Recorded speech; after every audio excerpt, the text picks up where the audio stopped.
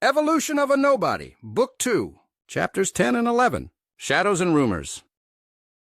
Lisa glared at the pair of girls who sat closer to Albert than she liked. That dark-haired one, the demoness, said she had a sister. And who can say what demons can do? Why shouldn't they be able to hide their nature by pretending to be human? It made sense, as much as anything did since her world turned upside down. Again. First all those people die, the jobs go. My oldest friend's father kills himself, his mother just... I don't even know. Then everything goes to shit. Now Albert hates me and he summoned a demon, and demons are real. Plus I met a real angel. That last part, she had her doubts still.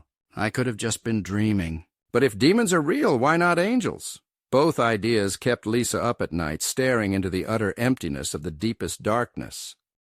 Now 2 mystery girls whose names I've never heard show up, and they're staying with Albert? It can't be a coincidence, no, I'd have to be an idiot to think it is. Which means one of those 2 girls is Raziel and the other? It's got to be her sister. At a guess, Isadora is Raziel, the way she moves, that cocky swagger. Lisa reached up and touched the dark circles under her eyes. Despite having been kept up many nights by the feel of those talons on her flesh and the promise to drop her off from 1,000 feet in the air, and the fact that one really existed at all, what really grated her was worse than terror personified. It was the presumption of the demoness who claimed to know the young man better than herself, the one who grew up with him. Wait, are they actually having sex with him? Ugh, did he... Lisa's mind jumped to that and recalled the way the demon succubus straddled him, the way she touched his cheek while he lay unconscious or asleep on the carpet. I guess, but... The thought transitioned to a vivid, wild imagination of the boy she grew up with indulging in a wild orgy of lewd sex with 2 succubi sisters, and her face began to turn as red as the demon's skin. It was Albert who noticed. "Lisa, Earth to Lisa," he said, and waved his hand in front of her several times. "You good?" he asked, and she suddenly blinked several times in rapid succession. "Oh, yeah, sorry," she eeped out and looked down at her book again. "It's rude to stare," Isadora said with her eyes narrowed with suspicion. Sorry, I'm sorry," Lisa said, though it was not for staring that she made her apology. She swallowed hard and caught a glimpse of Albert's textbook to catch the page number, then thumbed her pages forward in the book with a shaking hand. The teacher droned on about cell mechanics until Isabella raised her hand the way she'd seen other students do. "Yes, Isabella?" the teacher asked. His passionate lecture being interrupted brought a little frown to his face, but he looked at her over the rim of his glasses and waited for her question anyway. "Yeah, this is really interesting." She smiled when his frown disappeared and a bright twinkle came to his eyes. "It is, isn't it? So fascinating to learn the very fundamentals of life itself. There is no better field of study." Leala cleared her throat, and sensing he was about to go on and on, she rushed out her question. "It really is, but how do you know all this stuff? I mean, like these details. My eyes are good, really good. But I can't see what you're talking about."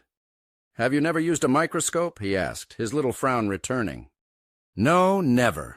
She shook her head, bouncing her blonde hair around. There was a faint hint of laughter around the room.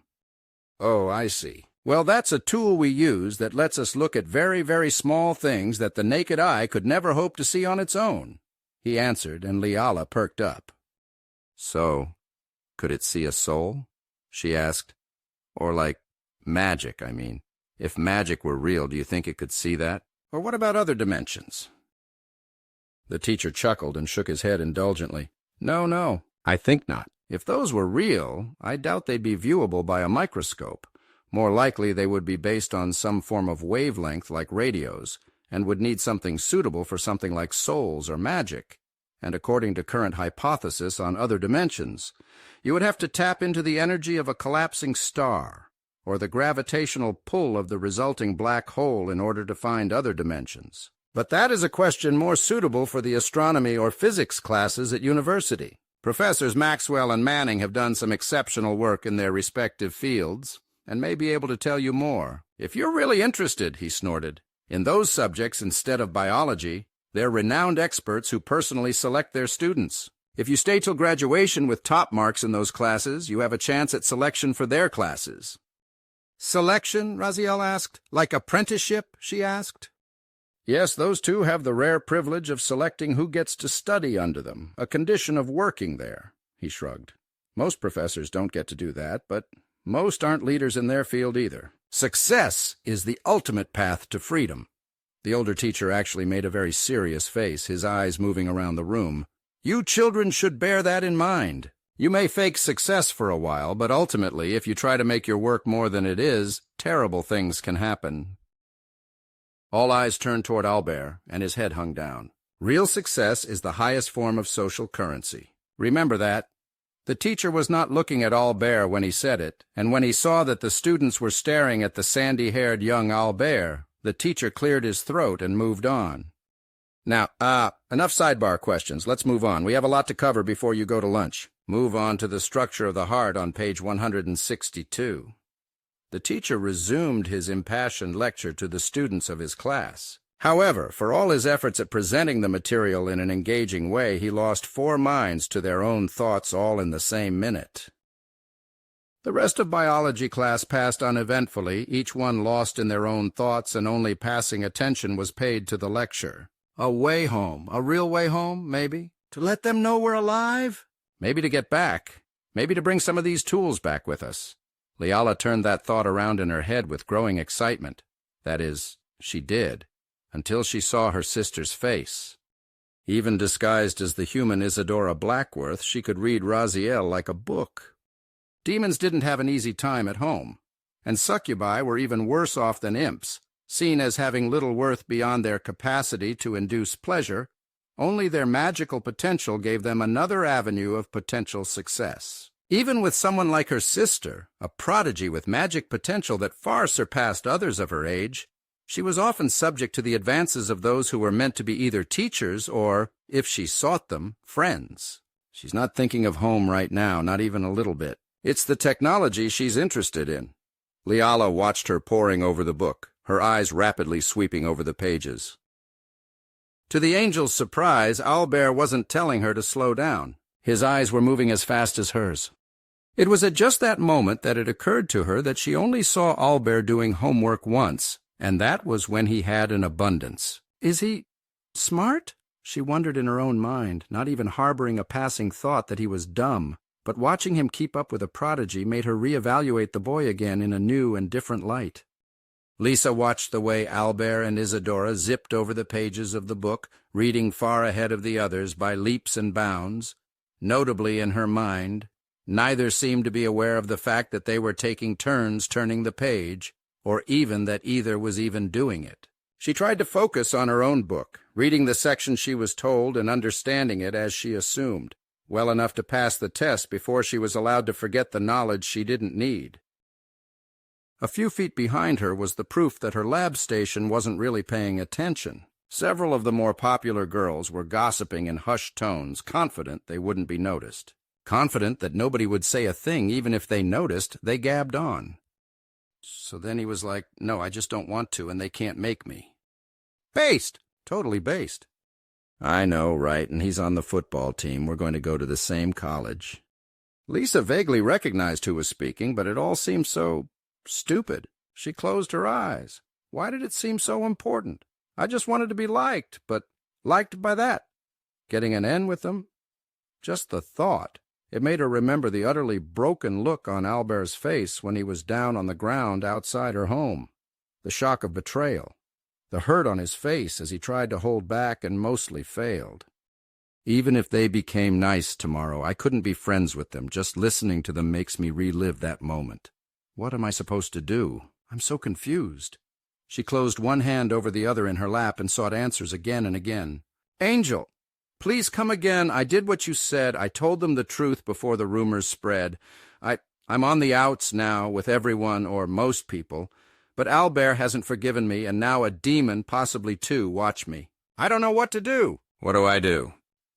No answer came to her, and no angel spoke, let alone appeared as it had that night. It wasn't until the bell rang and the class stood up that an idea came to mind. Bold, unthinkable, and I might get hurt or fail, but it's worth a try. Now we're going to lunch, Albert said as he snapped the book shut and shoved it in his backpack. It's not what you're used to back home, I'm sure, but it isn't half bad. He chuckled. It's better than my microwave soup and sandwiches at least, but probably not as good as your cooking." He gave a warm smile to Liala, who in turn waved the compliment aside.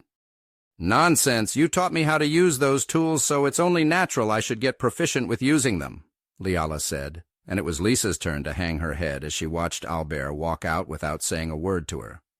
A few minutes later they were standing in a long line leading to a brown metal-framed doorway with no door to close it. Albert, for his part, ignored the constant, deniably deliberate brushes that rammed a passerby's shoulder against his own and kept speaking with Raziel and Liala as if nothing were happening. After the sixth one, Raziel leaned close. "Aren't you going to say anything?" she asked in a whisper, recalling the way he'd quietly told them not to interfere before. "No, it's too deniable. If I do anything about this, it'll just get me in trouble. At least the last one everybody could see he was provoking it," Albert explained, and the demoness traded a displeased look with her sister. She smiled wickedly, and she flicked the demonic ear just a little to catch the more precise motion of footsteps veering closer than they had any business being to a long line. "They want to be petty? Fine, I'll show them petty." Raziel kept her Cheshire smile on her face while she watched Liala read her mind, and then, as a rather largish boy came close, she stuck her foot out. At that same moment, Liala grabbed Albert at the arm to ensure he was rooted like a rock to his spot. And while he looked at her, just before he could ask what she was doing, he felt the thud and heard the crash. He looked to his left and down where he saw a young man covered in spaghetti and meat sauce. "Son of a—" he was saying. Laughter rang out and turned him redder than the sauce that stained his white and blue-striped shirt. But before he could rise, Raziel was down beside him on one knee. "Are you all right? Did you hurt yourself?" She kept the Cheshire smile on her face, her bright eyes looming and shining like stars over him, her radiant, ethereal, and illusory beauty on full display, his hormones immediately getting the best of him. Anger melted away in the fires of his desire to look cool.